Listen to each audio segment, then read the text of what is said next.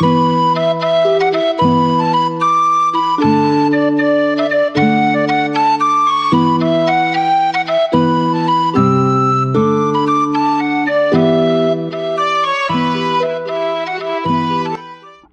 to Highland Waves, a podcast coming to you from Marshbrook Studios, located beside the world-famous Margaree River in Cape Breton, Nova Scotia, Canada.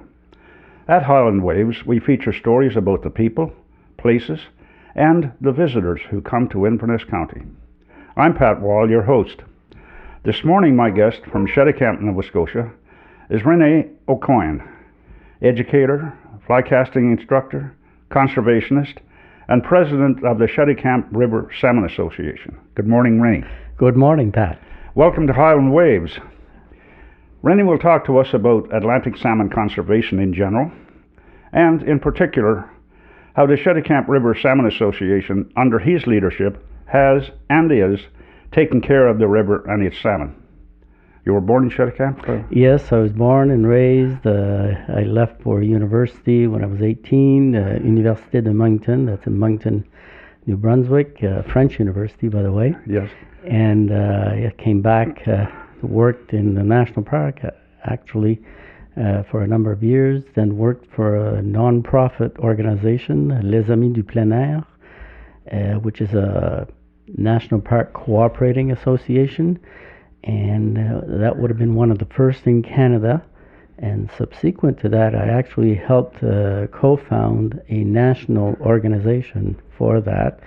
So now we have non-profit organizations. Usually they operate bookstores and such in the national parks throughout Canada, national parks and historic parks.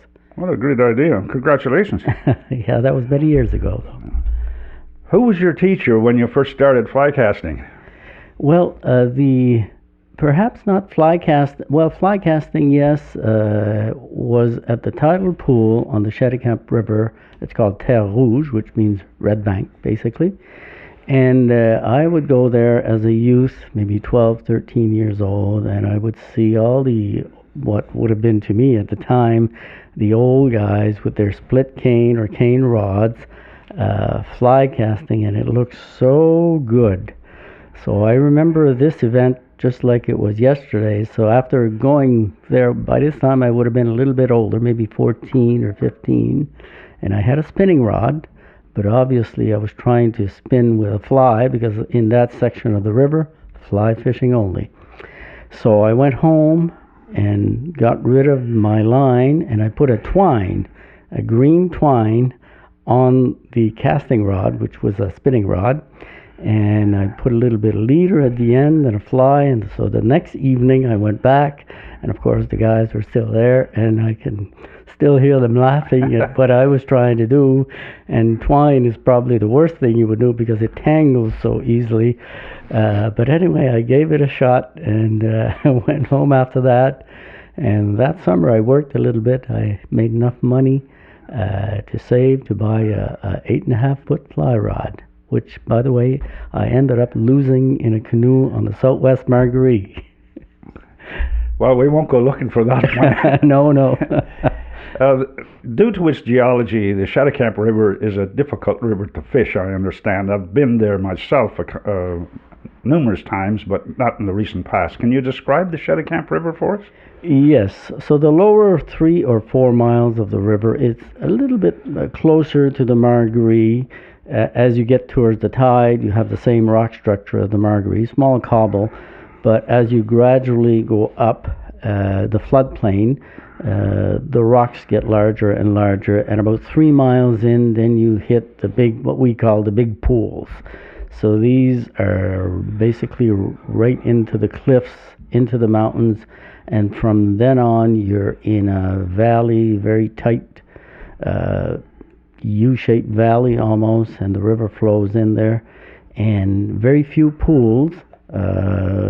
Historically, there was 4 pools in the whole river that were fished, but because of the waterfalls that are there, these pools would slow down the fish. There are a number of pools now in the lower part of the river, but historically there would only have been a few. Obviously, the tidal pool was a great one, and for the next 2 or 3 miles, there would only have been a few pools. But in 2015, we had a very large, huge flood, historic proportions, and we had done quite a bit of restoration on the river, put in some structures, so that helped create quite a few pools in the lower part of the river. My understanding is the Cheticamp River is an early run river, which means to our listeners that the salmon come into that area earlier than most other rivers. Is that correct? Yes, that is. So late May to mid-July, and if you think about it, it does make sense, because by mid-July, these smaller rivers, they tend to heat up quite a bit. So the fish would either come early or late. And in this particular river, I think because of these huge, big pools that we have 3 or 4 miles up, there's lots of resting and hiding places. The water stays cool all summer, so the fish, I think, are probably safer in there than they would be in the ocean. And that's probably why some of these rivers, and we have a similar river in Cape Breton, the North River, which is on the other side of the mountains, and it's very, very similar, and same thing there. The fish come in early. We do get a few stragglers coming in every time there's a big rain in the summer, and there is a little bit of a fall run, which some years can be very good. And so that's basically the river. In terms of, it follows the Margaree, I find. So if the Margaree has a good run, the Cheticamp will have a good run, and of course, if it rains in the highlands, and it flows to all the rivers. So, can you compare the health of the Cheticamp River 10 years ago to what it's like now? This particular year, the last 2 years, and this particular one, have been some of the best that we've seen probably in the last 30 or 40 years. So I am not sure what's going on. Obviously, we've done a lot of work similar to the Margaree here, a lot of work on the rivers to improve. There have been some loves, so I want to go back into the 80s. So we actually had a counting fence and operated by our organization, the Cheticamp River Salmon Association, from 1984 to 1989. And I have all those numbers from those years. And a big year for our river would have been the best year that we had in that series. It would have been probably around 700 fish. We actually counted 600 through the counting fence, and then you add the ones that you missed and the ones that would come in the fall, because we take out the fence around the end of September. So this year, I'm hearing the same story. We don't have a counting fence there, but I really keep a check on the fishermen, see how they're going, see how they're doing. And it's been a phenomenal year, really. And I think similarly, the Margaree has been doing very, very well. Runs started earlier, and more fish, and lasted longer. So it wasn't always like that. So when I can go back in history if you want. So I started fishing in the late 60s for salmon. And to be honest, in those years, there was very, very few fish in either river, either the Margaree or the Cheticamp. I started learning and studying a little bit about that in those days, and I still remember an article that I read that was saying that the commercial fishery, which was still going on at that time, was catching 88% of the salmon that were coming into our rivers. So that was a lot of fish being caught in the ocean before they even got to the rivers. Well, when it comes to the health of Atlantic salmon, there are a lot of factors that are involved. We'll take them one at a time if you wish. Habitat loss, can you comment on that?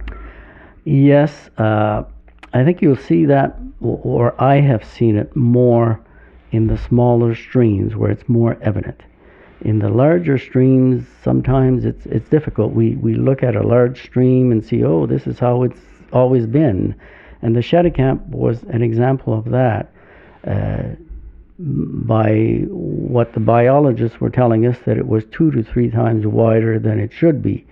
But why would that be? And probably the reason was that it was all logged right up into the mountains. So the river got wider. But these things, I see them in the smaller streams, and I have a really good, I guess for me, it was a good example and this is in Middle River. So one of the smaller tributaries of Middle River, you have to cross a bridge to get to a home. The right side of the bridge was all farmland and all abandoned. So it was a mess, really. The beavers got in there and it was falling in and it's all mud. So, but all you had to do is you looked on the left side of the bridge, and on the left side of the bridge, the trees had remained in place, so it hadn't been farmed, and the river on that side looks pristine. So by the width of the bridge, the changes to the river were phenomenal. One side, the upper side, looked pristine, but the lower side was next to a disaster. Those are basically local conditions, but we also have the problem of loss at sea. Can you comment on that a little? I've never been convinced of that myself. I have a hard time coming to grips that these rivers here are doing very well. So the Margaree, Cheticamp, North Rivers. But I just spent a week on the Restigouche in New Brunswick a couple of weeks ago. So we are at 80 to perhaps 100% of our fish that we should be getting into our rivers here. And over there on the Restigouche, historically, they would have had 60,000 fish come up, a huge river. This year, the guides were telling me they're lucky if they get 5,000.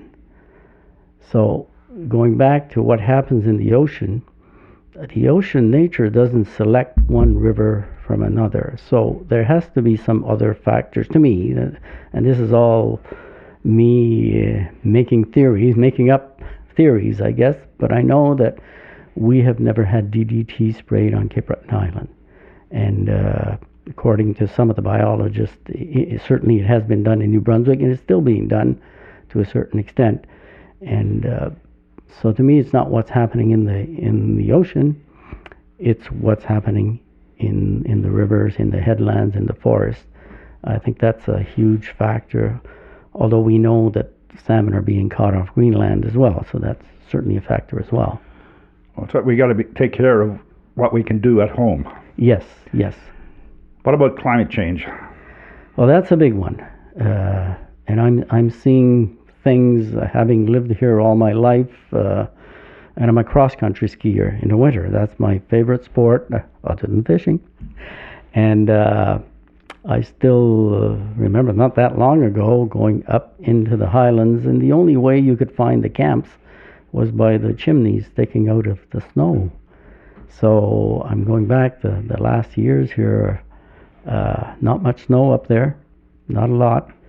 And in the summers, I still remember the first time that I heard on the radio from a Halifax station that they were forecasting 30-degree temperatures in Nova Scotia.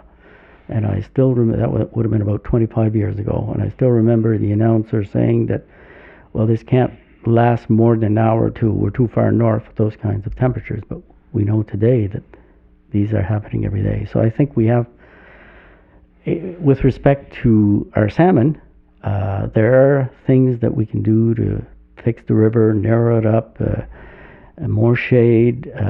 So I think that's my intent of work on the river today, is all focused on that. I'm looking at 20 years ahead. And actually we're into a new project now with the Margaree Salmon Association called the Wild Salmon Watershed, and that's looking at 100 years ahead. So, increased angling pressure, a problem? Well, that's a difficult one. I don't think it's a problem necessarily for the fish. I mean, it's catch and release. We know that there's only a small percentage loss with catch and release. So it's a problem for anglers because there are too many people on the river. So it's good in one way. it increases the awareness of the plight of what we have to do for the salmon.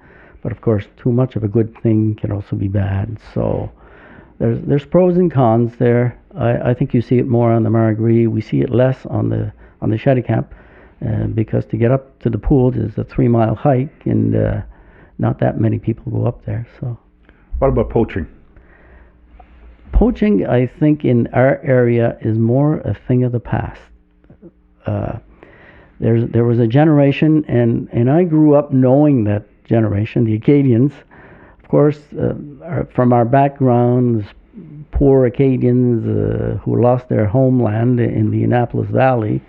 I think getting a fish or getting a deer or a fish or anything, whether seasoned or not, was something to do, and I grew up in that mentality. And so poaching was a thing that was going on all the time when I was a youth. But I think that generation is past, and I think now we're into a generation more educated, more aware of what's going on. I mean, you're always going to have a little bit of it, but compared to what was in the past, and I'm speaking for this particular area. Yeah. I know that in New Brunswick and other areas they still have some, and Newfoundland they still have some big problems, but I think here we're beyond that. What do you think about aquaculture? It probably doesn't affect your river directly, but it certainly has had an effect, at least in my opinion, on other rivers in Atlantic Canada. Well, that's a huge one. I think everywhere that you see the aquaculture nets going up in any area, there's an immediate, it doesn't take long, there's immediate loss of salmon.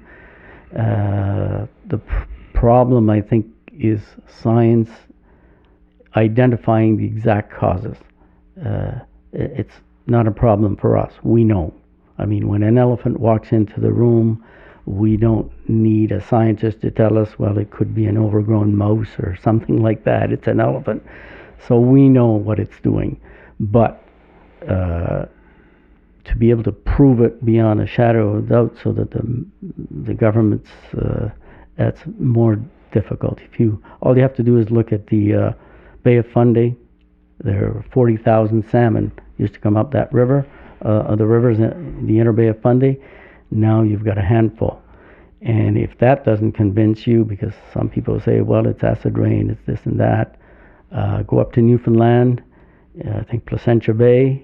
There used to be some rivers there, 10,000. Conn River. Conn River. They're down to a few hundred fish.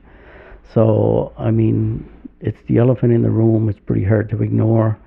And I'm hoping, my hope is that it's going to take time to replace, but now we do have land-grown salmon that are really, really good.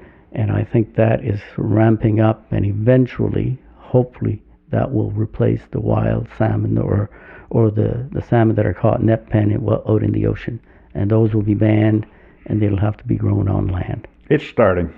Yes, it is. You're president of the Cheticamp River Salmon Association. You have been for some time. Can you describe your organization and what it does? Well, maybe I'll go back in history. All of these organizations all started with, I think, with a different intent in a way. We wanted to fish, and it was more access to fishing and regulations and all that. That's kind of it started, and more or less, like, and I'm talking about the Margaree, but all through Atlantic Canada and Quebec, it was pretty much the same thing.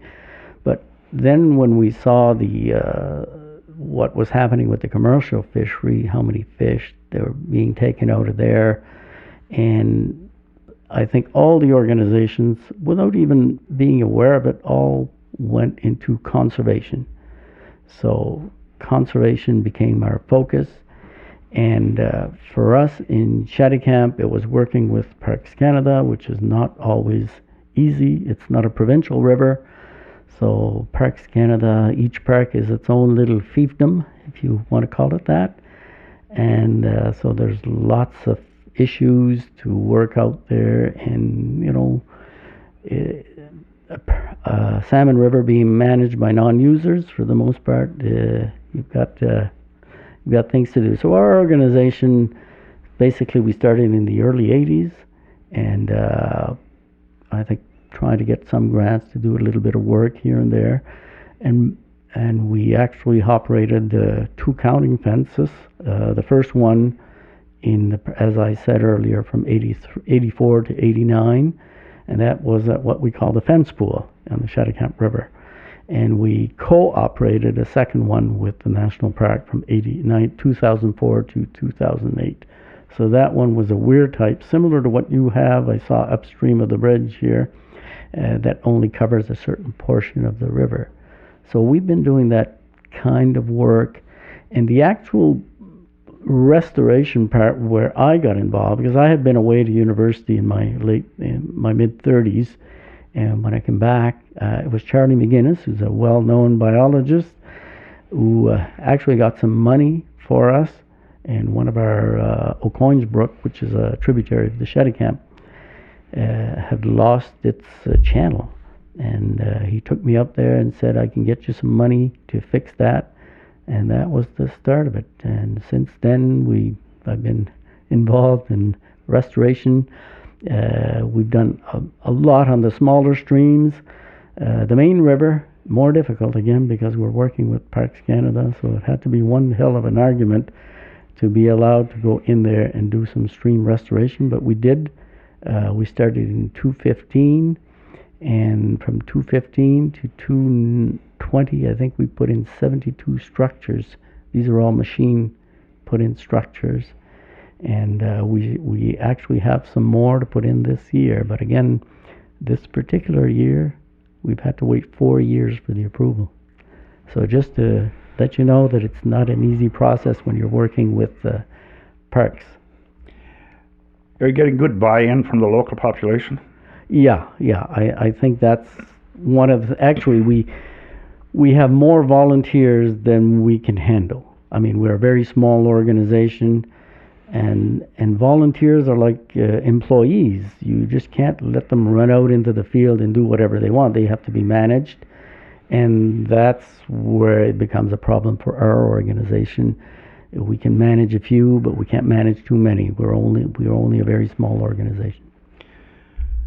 In the conservation area, hook and release is a major initiative and a factor.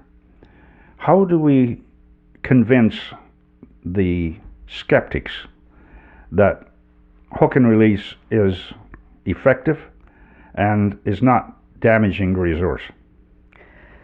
I think it's all education, and education and marketing in a way. Marketing is selling your product, this is selling an idea, and you're always going to have skeptics, but if you keep at it with respect to putting that word out and videos and explanations, and we have studies and everything, that's about all that we can do. There's always going to be some negative people, negative, I think I've just, Bill Haley just sent me a supposed study there recently on the negative side of catch and release, but it's not peer reviewed, and it's just probably made up, most of it. So it's always going to be there, but we always have to, we can't sell or educate one time. It has to be continuous, and over time it'll happen. Think of smoking. I grew up in a time when everybody smoked except me, and now if you can find a smoker, you're good. So it took more or less a generation or two to fix that, but things can change.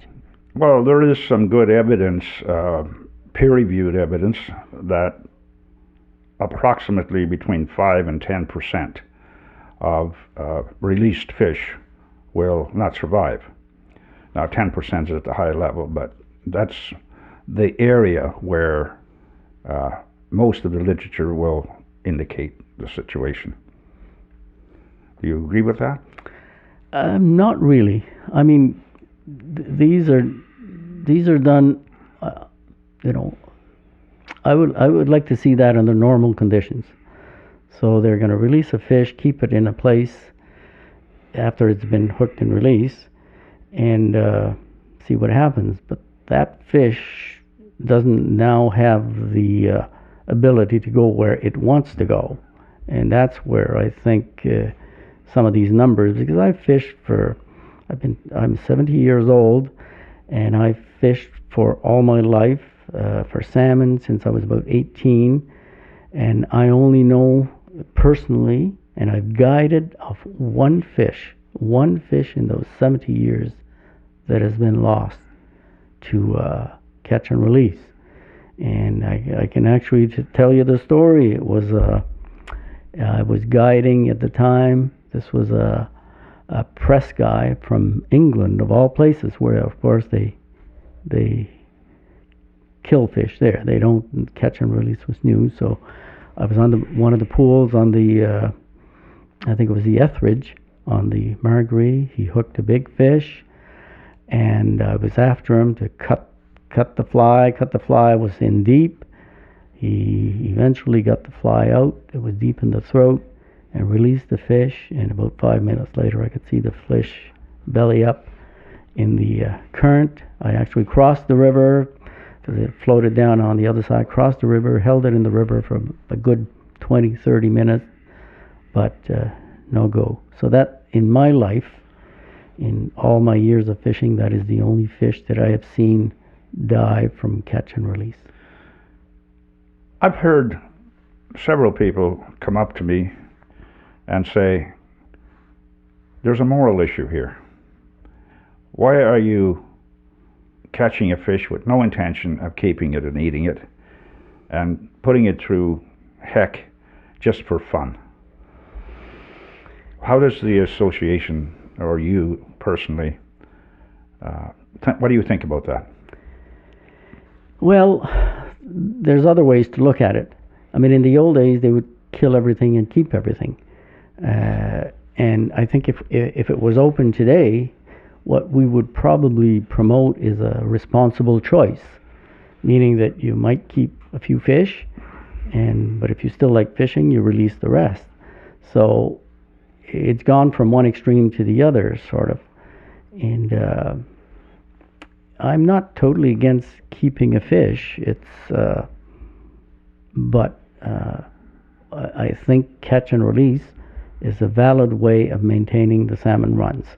I think we've had catch and release in these rivers for now, it's going on maybe 30, 40 years, and we're seeing the results.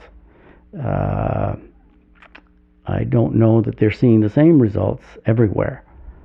So in Quebec, they're still allowed to keep fish, and I've already made reference to the restigouche. I mean, there are other factors for sure, but retained fish, obviously, the more you retain, more issues you can have with the population. So I think catch and release is a good way of keeping your population high. And the other thing, I think the most important thing of all of that, if you stop the angling, who is going to vote or fight for the fish? Who's left? So if you look back in history, the commercial fishery was cut. Was that a government deciding that? No, the government was pushed into that decision by anglers and other people. ASF had a big role there. And ASF is buying out the Greenland fishery so that we can have fish in our rivers. So if you take out the angler, you take out the organizations, the salmon becomes one of 100,000 things that the government has to worry about, and it's certainly not going to be on the priority. So a lot of the stuff and the funds that we see today, all of that will disappear. Well, I think education, again, is an important factor in this, all of it. Nova Scotia Power has an influence on your river, the Cheticamp. Can you comment there? Yeah. Well, this is going back to, let's talk a little bit about the park again. So I've been after the park for years because they did renew the agreement with the park, Nova Scotia Power and the park. So they release the headwaters of the Cheticamp River is the Cheticamp flowage, which is formerly Cheticamp Lake. And that is basically where our water comes from. And I wanted to be on the committee, or at least someone to be on the committee to oversee that. But I've been after that for 10 years, and I'm still sitting here, not on any committee, so I have no decision, no role in that at all. Although Nova Scotia Power was actually better to us. They gave us some money one year, and they took us up when they did some repairs there in 215. Bill Haley was with me at that time. What I do see when I look at the historical data, so we have a water gauge on the Cheticamp River at Roberts Brook, just above Roberts Brook. And the came online, so this would be the power, came online in 1978. So when I look at the record for the water flow prior to 1978, I see that the Cheticamp River, the summer level of water was reached by the end of June. Now, since 1978, it's at the end of May. Now, is that environmental, or is that just the Wreck Cove project that caused that? I don't know. But I know that when I look at the gauges, the historical data, that's what it shows. If you have a situation, I'm simplifying things here, if you have a situation where the river is really low, can you approach Nova Scotia Power and ask them to increase the flow to the river? Well, in their contract, they are supposed to maintain it at, I think it's 52 or 54 cubic feet per second at a certain level upriver. But the reality today is that's impossible. When it gets really low, they cannot maintain that. So one of the things that I would like to be, okay, if you can't maintain it, there should be a penalty. And that penalty should be funds going to an association like ours. So I'm not there, but that's certainly in the thought process. Yeah, so that's a few things. But again, it's Nova Scotia Power and Parks Canada, and they're not letting anybody in. Just recently, in fact, you just mentioned it a while back, that the Atlantic Salmon Federation has started a new initiative called Wild Salmon Watersheds. Can you elaborate on that a little bit? Yes, well, they have chosen one or two rivers from each province, and in those rivers they are hoping to put more resources, or trying to find more resources to do more work. Now, the rivers that they have picked are generally healthy rivers. So one of my problems, say, as an association, is when I apply for funding, I'm competing with everyone and everywhere. So if there's a good project out of Yarmouth where they haven't seen a salmon in 50 years, I'm competing against them in a way. But in this particular project, they're really targeting rivers and organizations, rivers particularly that are healthy. And so the Cheticamp Margaree was chosen for Nova Scotia. And I've always wanted to work more with the Margaree group. We have a little bit in the past, but as you know, we operate seasonally. We're all volunteers, and in the winter, it all goes away, sort of. So it never gets done. But this project, I think, will allow us, and has already allowed us. In fact, we've begun to share things. I've accessed some money for some equipment through COA that we're going to share with Margaree.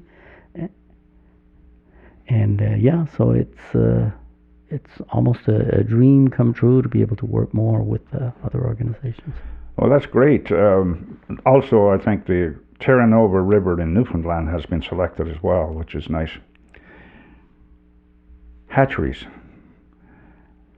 It seems that Atlantic Salmon Federation and the Department of Fisheries and Oceans has said hatcheries don't work. Scientifically, it seems that they don't work.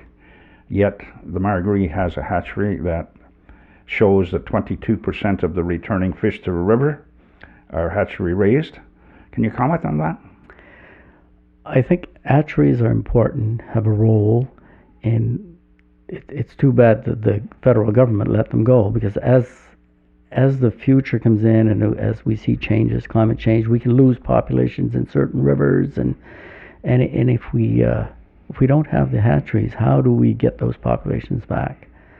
So I know that there's pros and cons for it, but where they do work, they certainly help to maintain a population and rebuild a population. So to me, very, very important to maintain those hatcheries.